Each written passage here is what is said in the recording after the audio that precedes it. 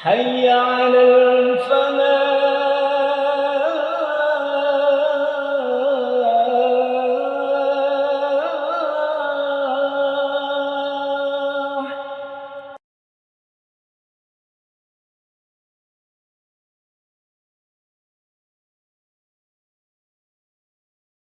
Assalamualaikum warahmatullahi wabarakatuh.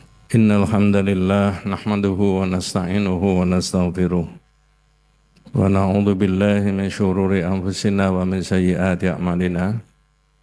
May yahdihillahu fala mudhillalah wa may yudlil falan tajida lahu waliyyan mursyida. Asyhadu an la ilaha illallah wahdahu la syarika lah wa asyhadu anna Muhammadan abduhu wa rasuluhu la nabiyya ba'da. Allahumma sholli ala Muhammad wa ala ali Muhammad kama shallaita ala Ibrahim wa ala ali Ibrahim wa barik ala Muhammad wa ala ali Muhammad kama barakta ala Ibrahim wa ala ali Ibrahim fil alamina innaka Hamidum Majid. Qala Allah Ta'ala fi kitabil karim, a'udzu billahi minasyaitonir rajim, bismillahirrahmanirrahim. Ya ayyuhalladzina amanu taqullaha wa qulu qawlan sadida yuslih lakum a'malakum wa yaghfir lakum dhunubakum wa may yuti'illaha wa rasulahu faqad faza fawzan 'azima. Ma'asyiral muslimin rahimani wa rahimakumullah, usikum wa nafsiya bitaqwallahi faqad faza man ittaqa.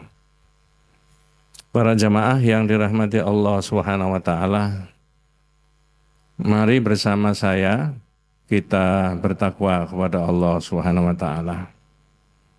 Sudah seringkali kita dengarkan tentang prinsip-prinsip takwa kepada Allah Subhanahu wa taala itu. Tidak bisa dalam waktu yang relatif singkat diterangkan satu persatu tentang indikator ketakwaan itu. Surat Al-Ahzab yang barusan saya baca tadi memerintahkan takwa kepada Allah Subhanahu wa taala dikaitkan dengan kejujuran. Dari mana kita bisa memahami kejujuran berkaitan dengan takwa? Khitab dari ayat itu adalah ya ayyuhalladzina amanu taqullaha wa qulu qawlan sadida. Berkata yang jujur. Ternyata berkata yang jujur itu dampak positifnya besar sekali di tengah-tengah masyarakat. Tetapi kalau kita balik ketika ada ketidakjujuran, maka dampak negatifnya menjadi banyak sekali dan di masyarakat terjadi gaduh yang berkepanjangan. Tetapi yang saya maksudkan itu supaya kita tidak salah paham tentang kejujuran. Dimensinya banyak sekali berkaitan dengan kejujuran tadi. Tapi sesuai dengan yang diminta tema, berkaitan dengan kejujuran itu adalah kejujuran di dalam bersyahadat kepada Allah Subhanahu wa taala. Kita membahas kesirikan yang tidak disadari di era modern. Itu bermula dari memberi makna dua kalimat syahadat. Wabil khusus adalah syahadat yang pertama tentang Allah. Kalimat la ilaha illallah yang sudah kita lafalkan entah berapa juta bahkan berapa miliar kali. Tidak seorang pun yang tahu. Disitulah kita dituntut sebagai orang beriman untuk jujur di dalam melafalkan itu. Bukan hanya memfasih-fasihkan kalimat itu. Bukan hanya membanyak-banyakkan kalimat itu kita ucapkan. Itu boleh-boleh saja. Tetapi fal ilmu bimaknaha wajibun wa muqaddamun ala sairi arkanil Islam. Memberi makna terhadap dua kalimat syahadat itu hukumnya wajib dan harus didahulukan di atas seluruh rukun Islam. Betapa orang yang beriman kalau sudah syahadat tentang Allah itu menafikan. Menafikan itu mengatakan tidak terhadap ilah-ilah yang disembah. Maka di dalam kalimat pendek tentang la ilaha illallah itu terselip ada makna nafi dan itsbat. Nafi adalah mengatakan tidak dan itsbat adalah menetapkan. Yang ditidakkan adalah apa saja dan siapa saja, termasuk dirinya sendiri itu ditidakkan, dinafikan. Kemudian yang ditetapkan adalah Allah Subhanahu wa taala sebagai satu-satunya ilah, sebagai satu-satunya al-mustahiqu lil ibadah, satu-satunya zat yang berhak untuk diibadahi. Yang jadi pembahasan kita adalah apakah kita jujur dengan itu. Nah, saya ambil dua nanti. Fenomena kesirikan yang tidak disadari di era modern seperti ini dari sudut pandangan akidah kita sebagai orang yang beriman kepada Allah Subhanahu wa taala. Saya mulai yang pertama. Yang pertama, orang yang sudah bersyahadat tentang Allah Subhanahu wa taala, kepada Allah Subhanahu wa taala, itu adalah mencintai Allah dan Rasul-Nya. Kadarnya sampai berapa mencintai Allah dan Rasul-Nya? Ya sepenuhnya. Aslul a'mal kulluha huwa al-mahabbah. Asal atau sumber dari mobilisasi semua manusia kemana saja, itu karena ada yang dicintai. Maka sebagai orang yang beriman, mengelola cinta itu jangan sampai salah kelola. Kita kelola perasaan cinta kita kepada Allah itu optimal dan juga kepada Nabi kita Muhammad SAW. Nanti kalau kita ini salah kelola, orang itu bisa mencintai dunia, mencintai jabatan, mencintai anak, mencintai uang, mencintai tambang, melebihi dari cintanya kepada Allah dan Rasul-Nya. Itu bukan kata-kata saya. Itu semua ulama sudah paham menukil dari Al-Quran dan hadisnya Nabi Muhammad SAW. Dan ini adalah biang kerok dari semuanya masalah. Ya, ada banyak argumentasi yang bisa dimajukan. Maka sekali lagi kecintaan kita kepada Allah dan Rasul-Nya tidak bisa ditawar lagi. Ya, ma'asyiral muslimin rahimani wa rahimakumullah. Dalam hadis sahih riwayat Al-Bukhari dan Muslim yang maknanya Rasulullah mengatakan, tidak beriman salah seorang di antara kalian kalau tidak mencintai aku lebih dari dia mencintai orang tuanya, anaknya, dan seluruh manusia. Orang sekelas Umar saja, Umar bin Khattab dalam kitab Al-Qaulul Mufid ditegur sama Nabi karena lisannya salah berucap dalam masalah cinta. Apa kata-kata Umar yang disalahkan oleh Rasulullah SAW? Beliau mengatakan, ya Rasulullah, wallahi la anta habbu ilayya min kulli syai' illa min nafsi. Nabi, sungguh engkau ini aku cintai dari segala-galanya, kecuali aku mencintai diriku sendiri. Itu maknanya, Umar itu mencintai dirinya terlebih dahulu, baru mencintai Nabi. Oleh Nabi dikatakan, la ya Umar, tidak begitu. Mestinya kamu mencintai aku lebih dahulu daripada kamu mencintai dirimu. Baru Umar merubah kata-katanya. Dari kata-kata yang saya ucapkan tadi, wallahi ya Rasulullah la anta ahabbu ilayya min kulli syai' illa min nafsi, menjadi apa? Wallahi ya Rasulullah la anta ahabbu ilayya min kulli syai' hatta min nafsi. Demi Allah ya Rasulullah, engkau ini aku cintai dari segala-galanya, termasuk aku mencintai diriku sendiri. Ini baru Nabi mengatakan al-an ya Umar. Nah itu baru betul. Ma'asyiral muslimin rahimani wa rahimakumullah. Berarti cinta ini adalah potensi orang itu menjadi baik dan menjadi tidak baik. Cinta bisa meningkatkan kualitas iman dan tauhid kita kepada Allah Subhanahu wa taala jika dikelola dengan baik dan tepat dan benar. Jawabannya iya. Tapi sebaliknya, cinta jika tidak dikelola dengan baik, tidak tepat dan benar, itu bisa menjebak manusia itu dalam permainan kesirikan. Seperti yang disebutkan tadi. Ya. Kesirikan yang tidak disadari di era sekarang modern ini. Ada banyak pembahasan sebenarnya, tapi tadi di awal sudah kita komitmen, kita majukan cuma dua. Satu di antara adalah mencintai Allah dan Rasulullah. Itu yang utama, berarti bertauhid. Tapi kalau Allah dan Rasulullah itu di nomor dua kan, saya supaya bahasanya gampang. Lalu selain daripada Allah dan Rasulullah itu di nomor satu kan, ini bisa terjebak pengelolaan cinta yang salah itu tadi, orang bisa terjebak dalam kesirikan. Dalam bahasa kitab namanya asyirku fil mahabbati, syirik dalam bercinta. Itu bukan bahasanya ABG, bahasa kitab, bahasanya ulama, bahasa tauhid. Orang Islam sudah syahadat mencintai Allah, syahadat tentang Rasulullah, mencintai Rasulullah. Tapi begitu salah kelola, maka orang itu bisa menjadi terjebak dalam permainan itu tadi. Apa yang harus diwaspadai dan atau siapa? Adik-adik, bapak-bapak nanti bisa mencocokkan sendiri di dalam surat At-Taubah ayat 24. Sudah sangat amat populer dan sering dilantunkan di mimbar ini. Di dalam Al-Quran diterangkan kul in kana aba'ukum wa abna'ukum wa ikhwanukum wa azwajukum wa ashiratukum wa amwalun iktaraftumuha wa tijaratun takshawna kasadaha wa masakinu tardawnaha ahabba ilaikum minallahi wa rasulihi wa jihadin fi sabilihi fatarabbasu hatta ya'tiyallahu bi amrih wallahu la yahdil qaumal fasiqin. Surat At-Taubah ayat 24.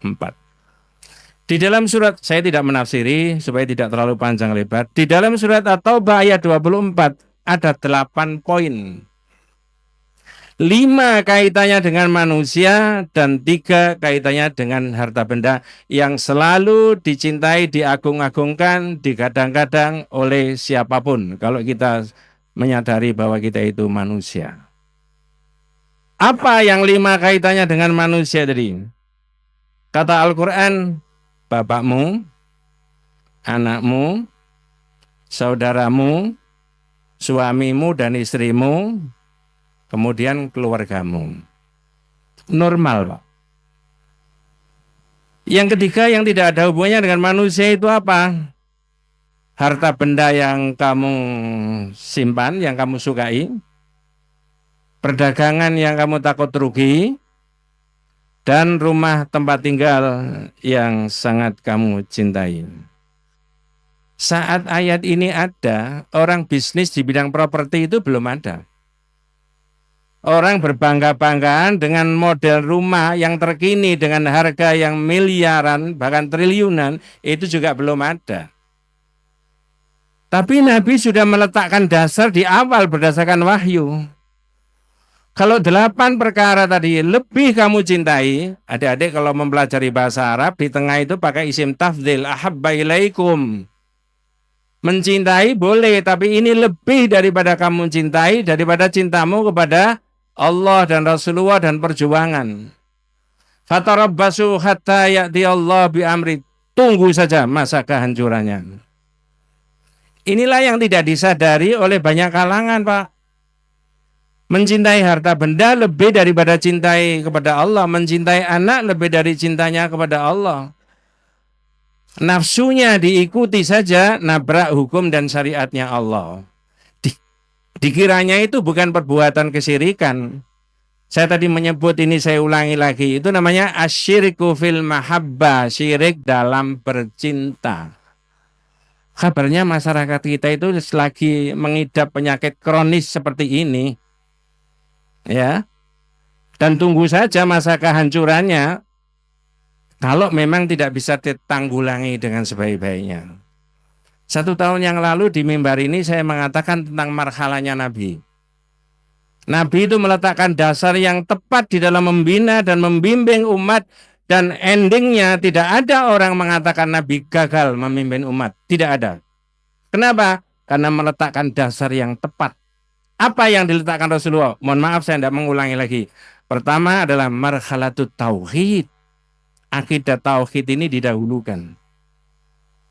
Yang kedua adalah marhalatul ukhuwah, persaudaraan. Dan yang ketiga adalah al-istiqdad, persiapan menghadapi orang yang merecoki negara Madinah. Dan yang keempat kemenangan yang diterima oleh Rasulullah Sallallahu Alaihi Wasallam. Untuk mengakhiri khutbah yang pertama, saya menukil pendapatnya seorang cendekiawan Muslim Indonesia yang ditulis dalam bukunya Kehidupan Spiritual Masyarakat Modern, halaman 243. Apa kata beliau?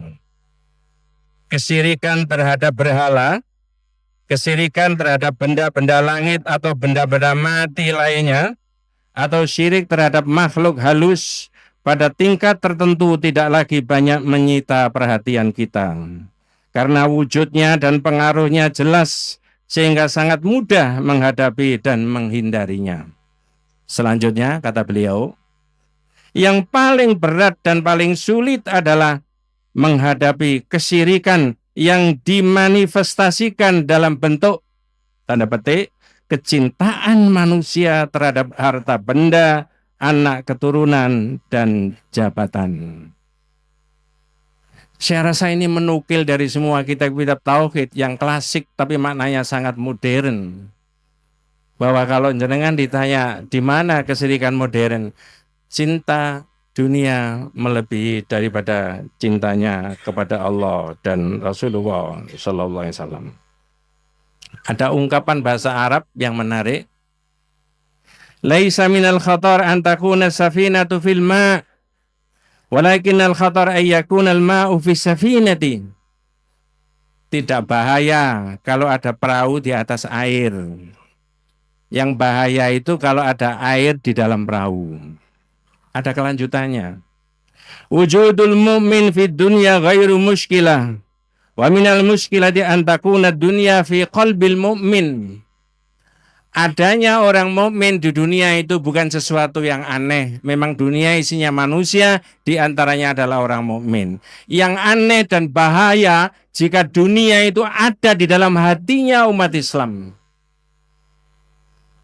Ini ada bahasan sendiri dalam kitab Tauhid itu, tapi saya tidak masuk di wilayah itu, terlalu panjang. Yang bahaya itu kalau dunia itu berada di dalam hatinya umat Islam. Betapa banyak pejabat yang jatuh tidak terhormat gara-gara harta benda. Mestinya kita harus mengambil pelajaran dari situ. Ini namanya syirik dalam bercinta, asyirku fil mahabbah. Aqulu qouli hadza wa astaghfirullah innahu wal ghafurur rahim.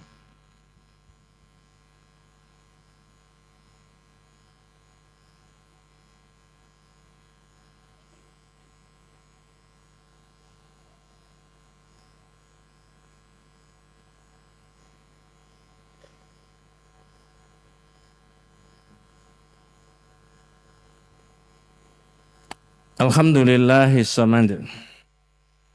Alladzi lam yalid wa lam yulad wa lam yakul lahu kufuwan ahad. Asyhadu an la ilaha illallah wahdahu la syarikalah wa asyhadu anna Muhammadan abduhu wa rasuluhu la nabiyya ba'dah. Allahumma shalli ala Muhammad wa ala ali Muhammad kama shallaita ala Ibrahim wa ala ali Ibrahim wa barik ala Muhammad wa ala ali Muhammad kama barakta ala Ibrahim wa ala ali Ibrahim fil alamin innaka Hamidum Majid, amma ba'du. Yang kedua, fenomena kesyirikan yang tidak disadari di era modern. Pakai bahasa sederhana, ketaatan kepada pemimpin secara mutlak melebihi taatnya kepada Allah dan Rasulullah. Ini bukan mengolok-olok, tapi ini adalah memberi edukasi kepada kita semuanya. Maka di dalam kitab Tauhid itu ada judul Man ata'al ulama wal umara fi takhrimi ma akhallallahu au takhlili ma kharramallahu faqad ittakhadhahum arbabam min dunillah. Siapa yang mentaati ulama dan umara dalam hal menghalalkan yang diharamkan Allah atau mengharamkan yang dihalalkan Allah, maka orang itu sudah menjadikan ulama dan umara dijadikan Tuhan selain daripada Allah. Kelihatannya ini bahasa emosi, tapi tidak. Ini bahasa edukasi.